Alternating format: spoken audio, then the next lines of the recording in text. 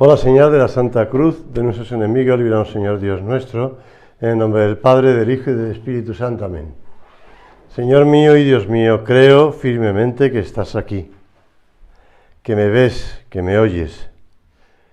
Te adoro con profunda reverencia. Te pido perdón de mis pecados y gracia para hacer con fruto este rato de oración. Madre mía Inmaculada, San José, mi Padre y Señor, Ángel de mi guarda, interceded por mí.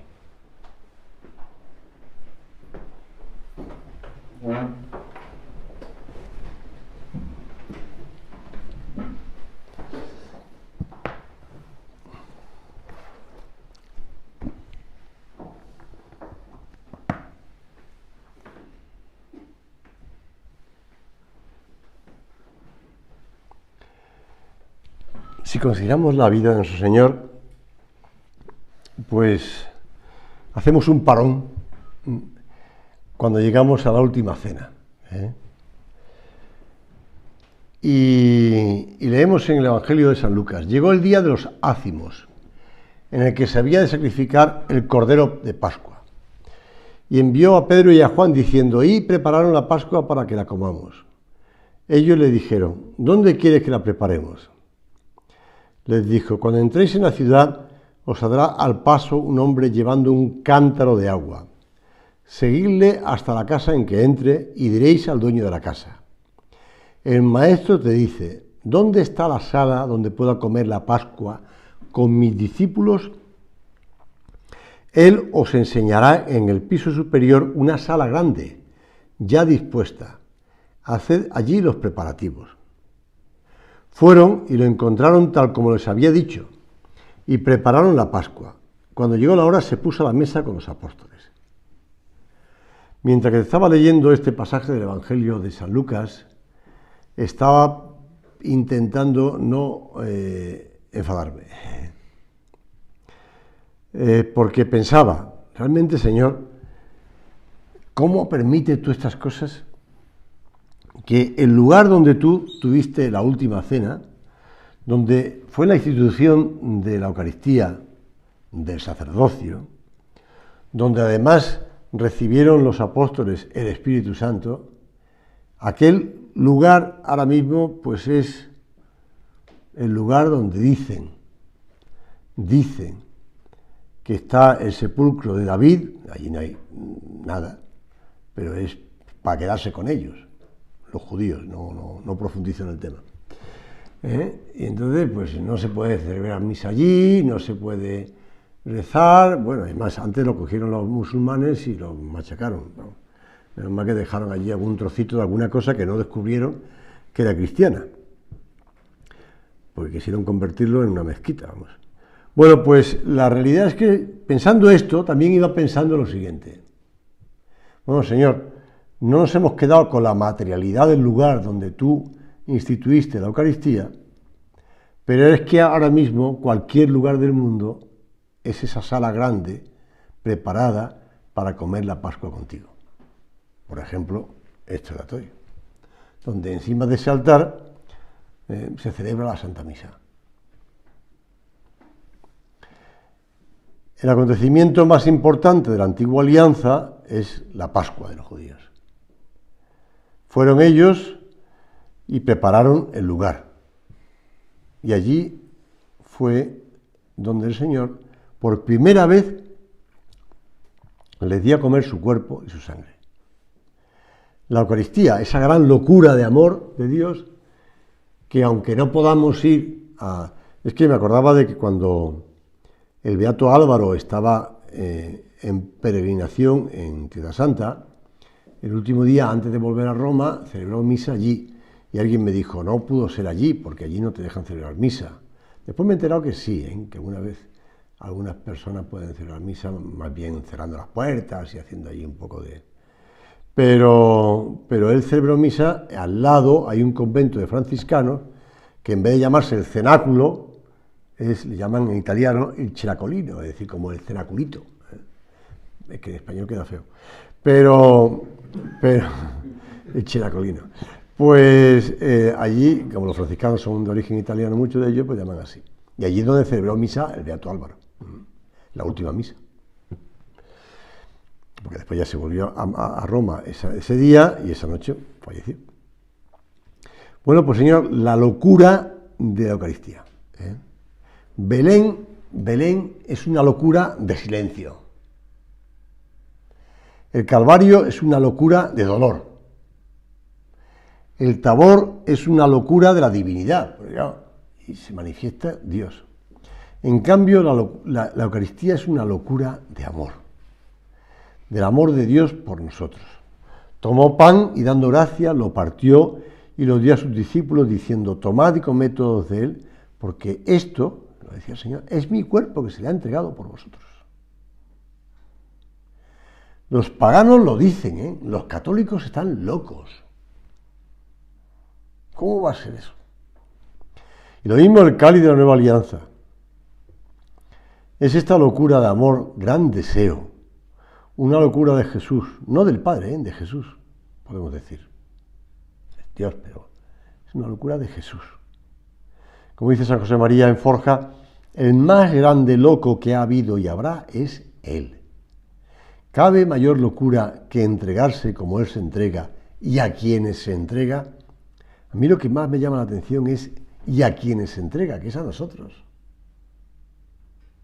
Señor, ¿cuántas veces te hemos dado la espalda? ¿Cuántas veces te hemos ignorado? ¿Cuántas veces te hemos maltratado? Y continúa San José María, porque locura hubiera sido quedarse hecho un niño indefenso. Pero entonces aún muchos malvados se enternecerían sin atreverse a maltratarle. Viendo yo en Galicia, vine con un grupo de chavales o seminaristas aquí a Madrid, a estar unos días en Madrid, tampoco era mucho. 4 días en Madrid, pues Madrid siempre tiene el atractivo, en Navidad, la fiesta, tal. Y yo siempre tenía una idea en la cabeza, o tenía varias, pero una de ellas era el visitar las descalzas reales, por varios motivos, pero también porque hay unos belenes preciosos en las descalzas reales. Y con gran asombro comprobé que tienen una gran colección de niños Jesús. Entonces iba pasando por salas y un niño Jesús, otro niño Jesús, y otro niño Jesús, y un montón, puede ser 20, 25, a lo mejor exagero un poco, pero yo creo que no. Niño Jesús, y además antiguos, con distintos motivos, porque los regaló no sé quién, pero cuánto tal. Claro, un niño es una cosa pues indefensa, ¿verdad? Y todo el mundo se enternece. Pero dice San José María, le pareció poco, quiso anonadarse más y darse más, y se hizo comida, se hizo pan. Divino loco, ¿cómo te tratan los hombres? Yo mismo. Pues podemos hacernos esa pregunta, Señor, ¿cómo te trato yo? Lo que más le duele al Señor es que en la Eucaristía no le tratemos bien. Fíjate, los hombres somos tan poca cosa que necesitamos hasta un precepto dominical, un mandato de la Iglesia para ir al menos los domingos a misa, por lo menos 1 hora antes del ayuno de la comunión. 1 hora de ayuno antes de la comunión.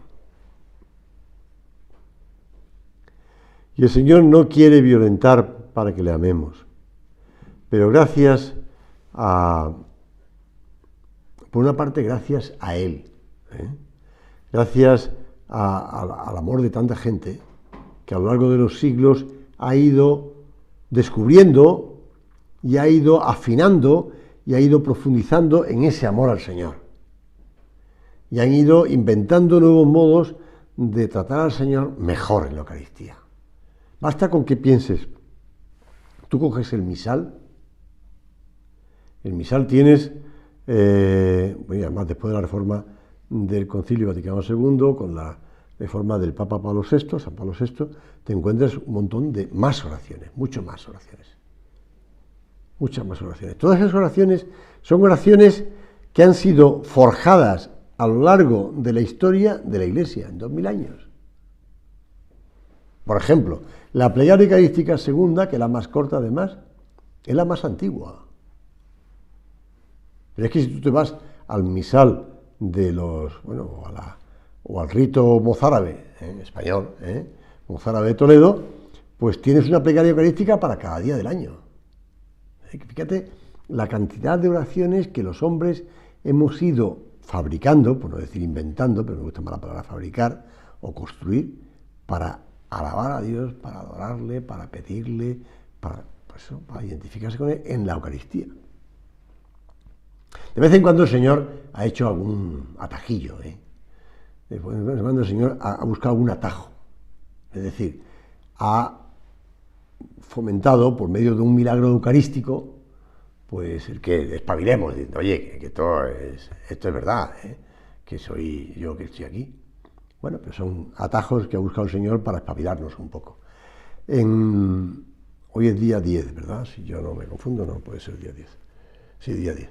Pues el día 14, si no recuerdo mal, el Papa va a beatificar a un niño italiano, bueno, nació en Londres, pero es italiano, Carlo, o es hoy el día 10. Hoy es hoy. Pues estaba yo confundido. Hoy, pues beatifica a un niño de 15 años. Un niño de 15 años que, bueno, hizo muchas cosas, entre ellas iba a misa todos los días y tal, recibía la Señora Comunión, ayudó a muchísima gente, pero entre otras cosas montó una página web donde iba recogiendo, con 15 años, iba recogiendo milagros de todo el mundo, milagros ratificados por la Iglesia, no inventados por la primera vieja del mundo, no. Ratificados por la Iglesia. 500 milagros el tipo se montó en la página web. Es decir, que, de verdad. Entonces, 500 milagros, bueno, tan es así que en la exposición que hubo en la Catedral de Toledo hace 3 años, creo que fue, que era sobre milagros eucarísticos, pues acudieron a la página web de este chico para recoger inspiración y para sacar ahí los milagros, ¿no? Del Beato Carlo, que se llama así. Es bonito, es decir, cómo el Señor a veces busca un atajillo para despertarnos y decir, oye, que estoy aquí. Mira, yo diría que es posible que sin la Eucaristía nos habríamos olvidado del Señor. Como dice el santo cura de Ars, dejad una parroquia 20 años sin sacerdote y adorarán a las bestias. Lo decía el cura de Ars. Pues aquí está Dios con nosotros. Y yo creo que todos tenemos nuestra historia de la Eucaristía, ¿verdad? Pues ¿cuántos años hace de tu primera comunión? ¿En qué día hiciste la primera comunión? Claro está. ¿Lo celebras como un aniversario de tu historia de amor? Fulanito y Jesucristo. Pues mira, desde aquel día, pues habéis tenido ese contacto tan íntimo entre el Señor y tú. Y tan íntimo como que estaba dentro de ti.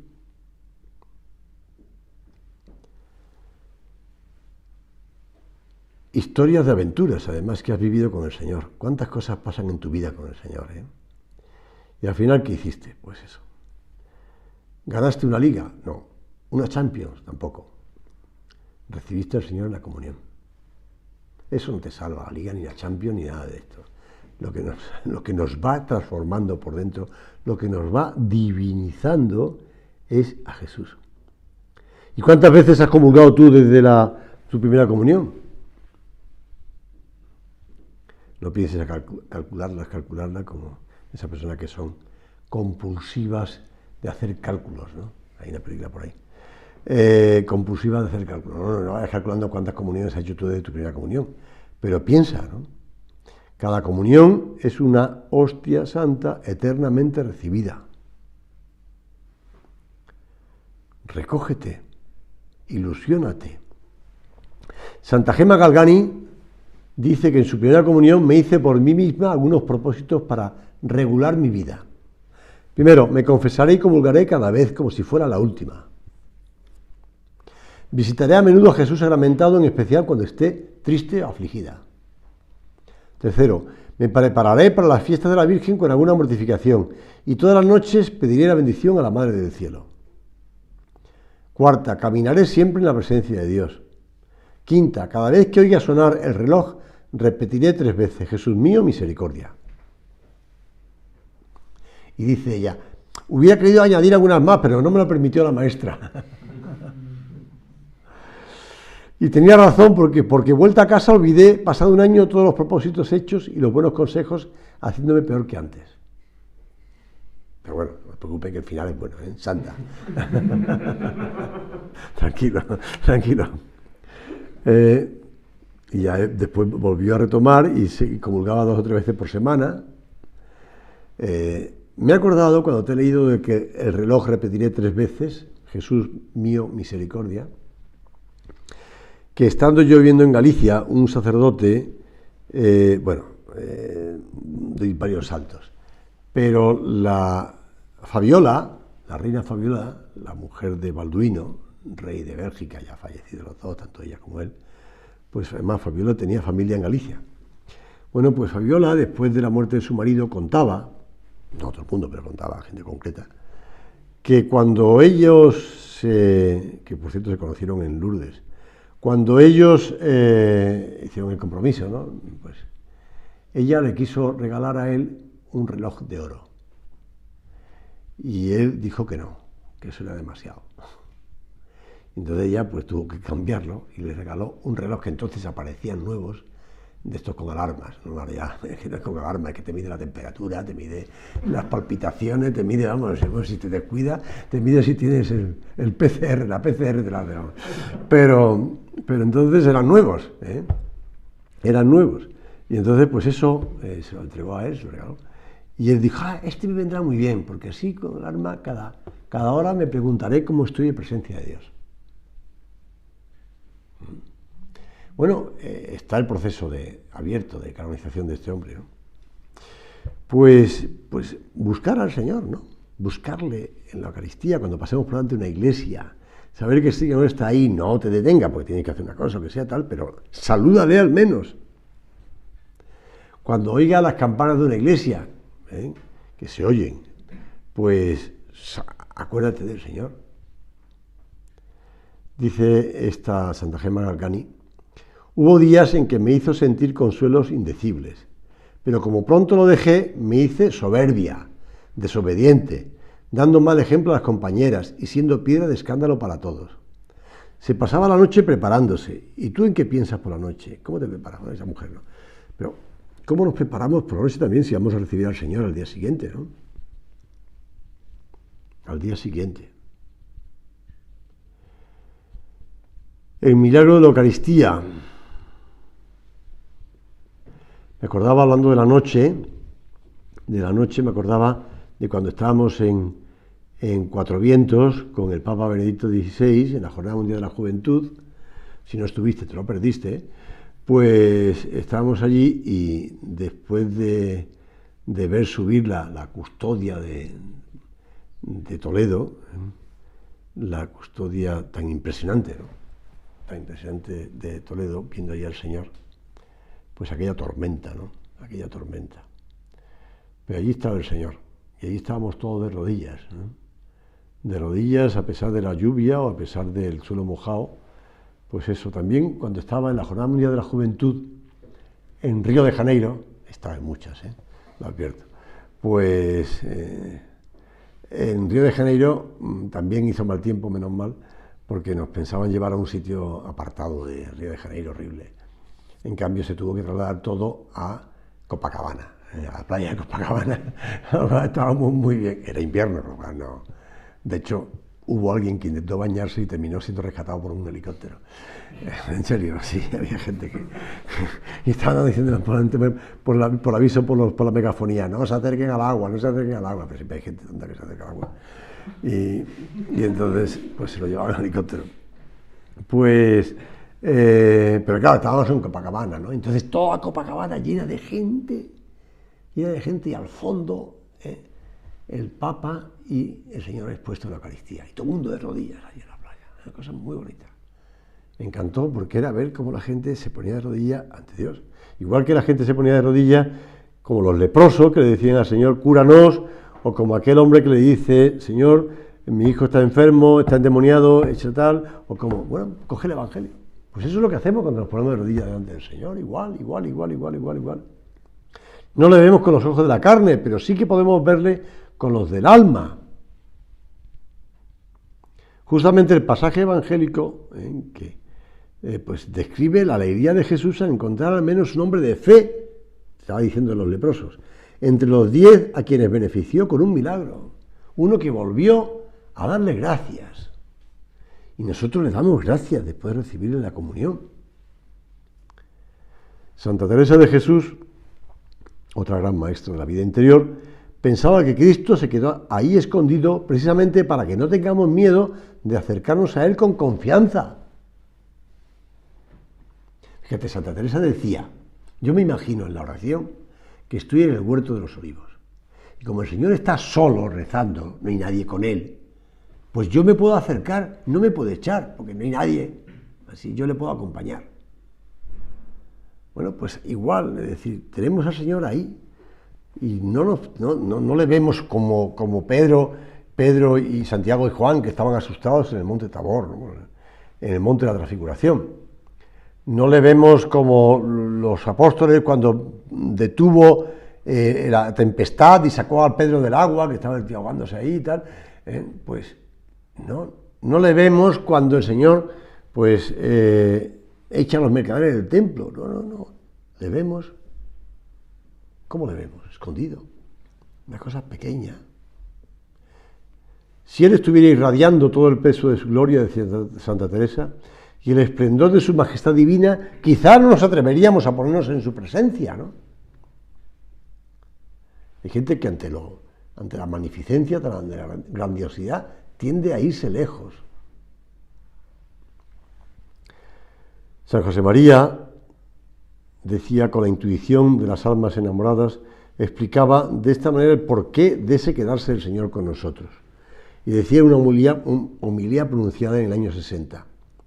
Considerad la experiencia tan humana de la despedida de dos personas que se quieren.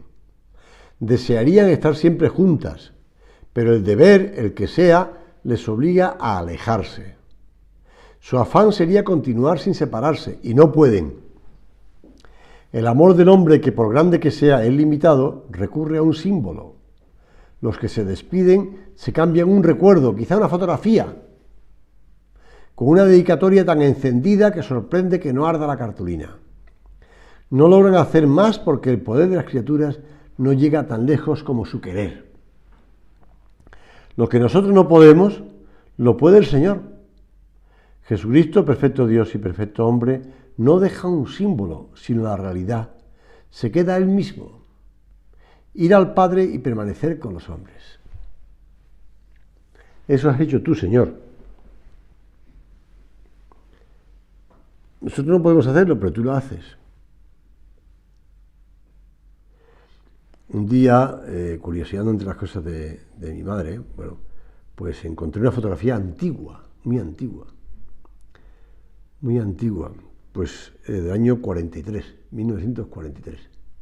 Una fotografía muy antigua en la que sale mi padre metiendo un gol al Jerez, club de fútbol. Tenía 18 años. Y estaba jugando en San Fernando, club de fútbol, y está metiendo un gol al Jerez. Y me encantó aquella foto de mi padre metiéndole un gol al Jerez, además. Estaba viendo cómo el balón está entrando en la portería, ¿no? Está pegado muy bien, la fotografía es muy buena. Muy antigua, ya te digo, en blanco y negro, por supuesto. Y se ven allí, pues, en los límites del campo, no hay mucho campo que se vea, pero bueno, en el límite del campo se ven allí unos 4, 5, 7, 10 hombres de pie, viendo el partido, claro. Entonces no había mucho público. Estupendo, yo en la fotografía incluso le hice un escáner, la trabajé, la amplié, le quité... Hasta que un día se lo enseñé a alguien y me dijo, hombre, de la parroquia además, me dijo, fíjate, se ve la antigua capilla de la parroquia al fondo. Y era verdad, yo no me he dado cuenta. Entonces, porque como era un descampado, pues ahí estaba el campo, pero detrás no había ni valla, ni asiento, ni nada, estaba el campo. Pues detrás estaba la antigua capilla, donde además allí fui yo bautizado, o me bautizaron a mí, yo no fui bautizado, me bautizaron a mí, y donde pues fue casada mi hermana, y ella sí que se casó allí, pues se casó ella. mi hermana y tal, pero yo no me había fijado. Y ahí está el Señor, al fondo, detrás de mi padre, allí estaba la iglesia y ahí estaba el Señor, en el sagrario. Allí he celebrado yo misas ahora después, con el tiempo.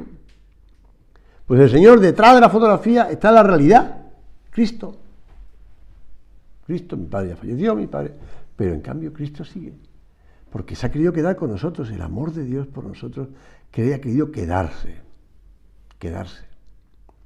Por eso la conciencia del sagrario, de mis visitas al sagrario, de mis miradas. Señor, tú tienes un corazón amoroso, sensible, y nos das abismos de tu bondad, pero tenemos que recibirte.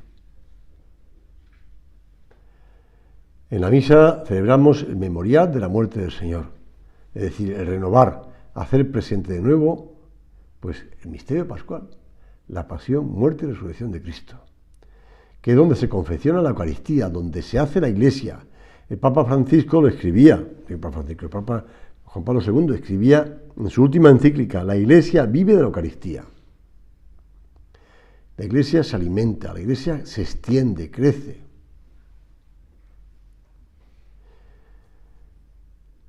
Somos testigos de este memorial que se actualiza.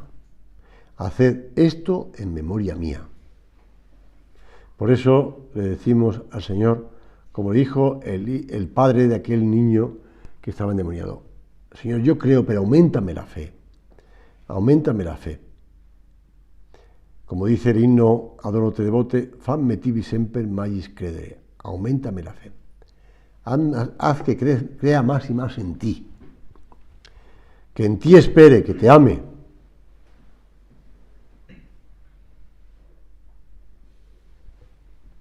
Vamos a decirle al Señor de verdad esto, conscientes de que Él está dispuesto a seguirnos a donde vayamos y a estar con nosotros en donde estemos, y donde quiera que lo necesitemos, allí está Él. La Iglesia hace sacramentalmente presente esa pasión y esa muerte de Cristo en cada celebración eucarística. Por eso ninguna misa es privada. Toda misa es universal, porque cada misa es de Cristo y con Él está su cuerpo, que es la Iglesia. Y la Iglesia es cada uno de los bautizados, ya sean los que están en el cielo, los que están en el purgatorio o los que están en la tierra. Somos cada uno de nosotros. Por eso, pues hemos estado en el confinamiento y había imposibilidad de asistir a misa. Pues ante la imposibilidad de asistir a misa en esos días, tener la seguridad de que en cada Eucaristía que celebran los sacerdotes sin asistencia del pueblo, estábamos todos presentes.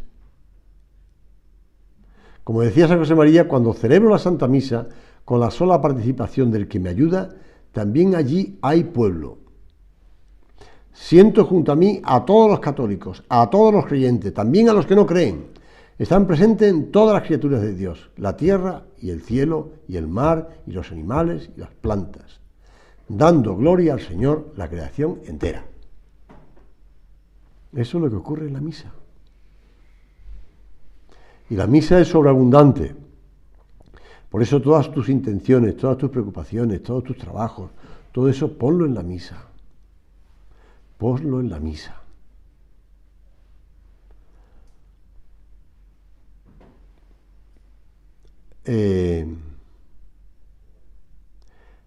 San José María escribía, digo escribía porque después se publicó en un libro que se llama La Virgen del Pilar. Es un libro que publicaron en las cajas de ahorro de Aragón y de no sé qué, no sé cuánto de Aragón, y de Zaragoza y tal. Publicaron un libro donde salía la Virgen del Pilar y tal, y salió un artículo de San José María hace muchos años. Y en ese artículo decía: para mí, la primera devoción mariana, me gusta verlo así, en la Santa Misa. Cada día, al bajar Cristo a las manos del sacerdote, se renueva su presencia real entre nosotros, con su cuerpo, con su sangre, con su alma y con su divinidad. El mismo cuerpo y la misma sangre que tomó de las entrañas de María. En el sacrificio del altar, la participación de Nuestra Señora nos evoca el silencioso recato con que acompañó la vida de su hijo cuando andaba por la tierra de Palestina. Así es que ya sabes, cada vez que asistes a la Santa Misa, junto a ti, o junto al altar si quieres, está la Virgen. Bueno, pues le pedimos a la Virgen, Madre mía, que sepamos acercarnos a ese misterio de amor y que nos empapemos de su amor y que después salgamos de la misa, ese, como se decía antes en latín, ite missa et, podéis ir en paz, ahora se dice, pero ite missa es un envío, podéis salir al mundo para seguir haciendo cosas, para trabajar, para rezar, para cuidar a la familia, para los amigos, para el trabajo, para el deporte, lo que sea. Pero todo eso confluye a la siguiente misa, donde llevaré todo eso que estoy haciendo para ponerlo en el altar. La Virgen puso todo su ser para engendrar a Cristo. Nosotros ponemos todo lo que hacemos para engendrar a Cristo en la misa.